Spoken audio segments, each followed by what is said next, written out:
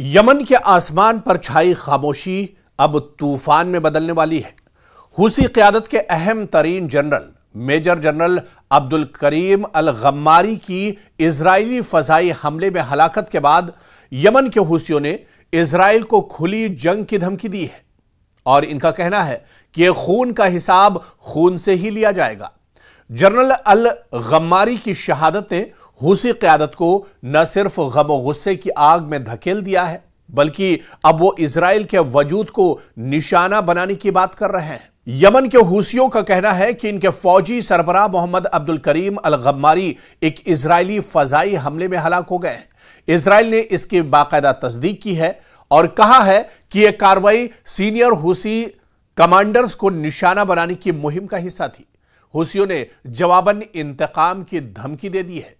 यह वाकया इस वक्त सामने आया जब गजा में जंगबंदी बरकरार है, मगर दोनों जानिब से किसी नई झड़प के लिए तैयार रहने की कैफियत एक तरह से बनी हुई है।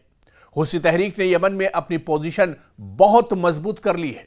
खासतौर पर ईरान के ताउन से वो न सिर्फ अंदरूनी यमन लड़ाई का हिस्सा बने हैं, बल्कि अब इजराइल के खिलाफ भी बहरी और फजाई कार्रवाइयों में मुलव्विस दिखाई दे रहे हैं। इजराइल के लिए यह बिल्कुल नई सूरत हाल है कि यमन की हुदूद से उनकी समत खतरा आ रहा है। खासतौर पर बुहैरे अहमर और तिजारती रास्तों के तनाजुर में अब यह खतरा इजराइल पर लगातार बढ़ता जा रहा है और मशरिक़ वुस्ता में हुसी अब एक बड़ा चैलेंज इजराइल के लिए बन गए हैं। सिर्फ इजराइल ही नहीं, बल्कि हुसियों के इस आतंक से, हुसियों की इस लड़ाई से और हुसियों के इस जद्दोजहद से अमेरिका भी परेशान है। हालांकि आप देखिए कि मशरिक़ वुस्ता में दायरा कितना भी तंग कर दिया हो, लेकिन यह हुसी लगातार इजराइल और अमेरिका के नाक में दम किए हुए। खासतौर से मशरिक़ वुस्ता में सबसे ज्यादा अगर किसी ने बिन्यामिन नेतन्याहू को परेशान किया है तो ये यही हुसी लड़ाका है, जो समंदर से लेकर जमीन तक, और इसके अलावा अब हुसियों के पास लेटेस्ट टेक्नोलॉजी है, हुसियों के पास अब लेटेस्ट हथियार है और अब बैलिस्टिक मिसाइल से इजराइल के ऊपर हमला कर रहे हैं। और ऐसे में अब हुसियों ने एक बड़ा चैलेंज दिया है। हुसियों ने अब बड़ी धमकी इजराइल को एक तरह से दी है और ऐसे में बिन्यामिन नेतन्याहू की मुश्किलें और ज्यादा बढ़ गई हैं। आप देखिए कि यमन के दारुल हुकूमत सना में वाक़ई एक कंपाउंड पर इजराइल ने हमला किया था, जहां अल गम्मारी मौजूद थे और दावा है कि उनका 13 साला बेटा भी इस हमले में हलाक हुआ है। इजरायली वजीर दिफा ने इसकी बाकायदा तस्दीक की है और कहा कि ऑपरेशन हुसी क़यादत को निशाना बनाने की एक कार्रवाई थी।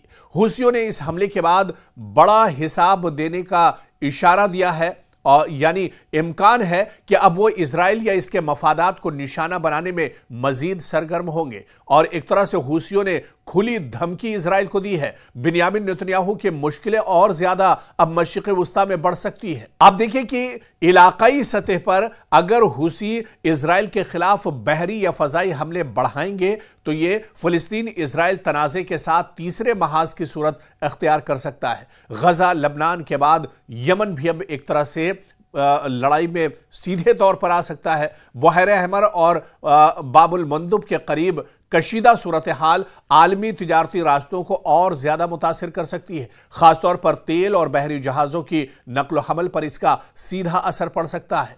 इजराइल ने अब यमन को महाज के तौर पर कबूल करना शुरू किया है और मुमकिन है कि वो यहां मजीद फजाई कार्रवाई करेगा, मगर यमन का जोग्राफिया, हुसियों की जंगी तजर्बे और ईरान का ताउन इजराइल के लिए चैलेंज का बायस बना हुआ है। यानी इस कार्रवाई का किसी लम्हे में फैसला बन जाना एक तरह से मुश्किल है, यानी इतना आसान नहीं है। इजराइल लगातार हुसियों पर अटैक कर रहा है, इजराइल लगातार हुसियों को खत्म करने की कोशिश कर रहा है, लेकिन यमन पर एक तो इजराइल से हमला करना, यमन का जोग्राफिया काफी ज्यादा मुश्किल है। यमन के महल वक़ू की बात करें तो यह इजराइल के लिए बहुत मुश्किल है और इसके अलावा जो स्ट्रेटेजी और पॉलिसी जो हुसियों ने बना के रखी है यह भी इजराइल के लिए काफी ज्यादा सरदर्द है। इसके अलावा आप देखिए कि इजराइल के फासले और इंटेलिजेंस का जो मसला है वो सबसे बड़ा मसला है। यमन से इजराइल तक कार्रवाई और निगरानी आसान नहीं है इजराइल के लिए, और अगर यह तनाज़ा बढ़ जाए तो सऊदी अरब, अमारात,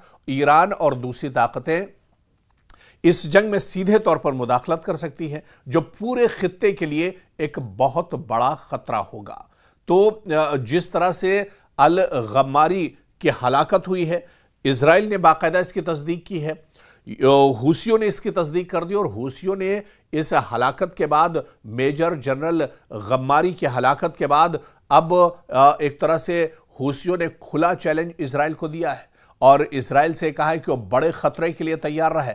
इजराइल को नेस्त नाबूद कर देंगे। बिन्यामिन नेतन्याहू यानी अभी गजा के बड़े खतरे से निकल भी नहीं पाए थे कि अब ये एक और बड़ा खतरा बिन्यामिन नेतन्याहू ने मोल ले लिया है। जिस तरह से यमन में ये बड़ा हमला किया गया और आर्मी चीफ गम्मारी को जिस तरह से हलाक किया गया है, इनकी हलाकत के बाद अब जो हालात हैं पूरे मशरिक़ वस्ता के, पूरे खित्ते के और ख़ासतौर से इजराइल और यमन के बीच एक तरह से टकराव बढ़ता जा रहा है। हालांकि इससे पहले भी आप देखिए कि इजराइल लगातार हूसियों को ख़त्म करने के लिए हमले करता रहा है, लेकिन हूसियों की जो रणनीति है, इनका जो रोड मैप है, इसके पीछे इजराइल की एक भी नहीं चल पाती है। आप देखिए कि ये जो हमला है, मशरिक़ वस्ता की जो मौजूदा सूरत हाल है, इसको देखते हुए ये सिर्फ एक वाक़या, ये सिर्फ एक हमला नहीं है, बल्कि ये खित्ते के ताकत के तवाज़ुन, जंग की नौयत और आलमी सियासत की तस्वीर बदल सकता है। हूसी तहरीक ने इजराइल को साफ इशारा दिया है कि वो सिर्फ घेरे में नहीं रहेंगे और इजराइल ने यह भी साबित किया है कि वो दूर दराज महाज से खतरे को नजरअंदाज नहीं कर रहा है। अगर दोनों तरफ से तहम्मुल और हिकमत अमली का फुकदान रहा तो यह तनाज़ा बड़े पैमाने पर एक तरह से तब्दील हो सकता है, लेकिन अगर वक्त पर सालसी मुआहदे और बैनुल अक़वामी ताउन सामने आए तो इस सूरत हाल को एक महदूद तनाज़े तक रोकना एक तरह से मुमकिन हो सकता है। लेकिन अब हूसी दरअसल किसी के मानने वाले नहीं हैं और हूसी, इससे पहले आपको याद होगा कि साल 2023 में जब हमास और इजराइल के दरमियान जंग शुरू हुई थी, उसके बाद से ही ये हूसी एक तरह से एक्टिव हुए थे। हालांकि मशरिक़ वस्ता में हूसियों का एक बड़ा दायरा है, हूसी बहुत पहले से यहां पर एक्टिव रहे हैं, लेकिन जब से हमास और इजराइल के दरमियान जंग छिड़ी थी, जब से गजा पर इजराइल ने हमले तेज किए थे, उसके बाद हूसी अपनी पूरी ताकत के साथ एक तरह से मैदान में निकल आए थे और हूसियों ने सबसे पहले इजराइल और अमेरिका के लिए बहर अहमर यानी रेड सी में मुश्किलें खड़ी की थी और उसके बाद कभी इजराइल के किसी शहर पर, कभी इजराइल के किसी एयरपोर्ट और एयरबेस को हूसी निशाना बनाते रहे और हूसी इससे पहले भी लगातार हमले करते रहे। और आपको याद होगा कि हालिया चंद महीनों की अगर बात की जाए तो हूसियों ने जिस नौयत के हमले किए हैं, ये एक बड़ा चैलेंज इजराइल के लिए बन गया है, क्योंकि हूसी अब खुद साख्ता जो रॉकेट्स हैं, उन लोकल रॉकेट से हमले नहीं कर रहे हैं, बल्कि अब हूसियों के पास भी बैलिस्टिक मिसाइल हैं, ऑटोमेटिक मिसाइल्स हैं और इन मिसाइल के जरिए से वो हमला कर रहे हैं। पिछले दिनों जिस तरह से इजराइल पर हमला किया गया और इजराइल के अंदर कई लोग एक तरह से हलाक हुए इस हमले में और कई लोग जख्मी हुए, यह हमला भी दरअसल बैलिस्टिक मिसाइल से किया गया था। और आपको बता दें कि इजराइल का एयर डिफेंस सिस्टम भी इस मिसाइल को नहीं रोक पाया था।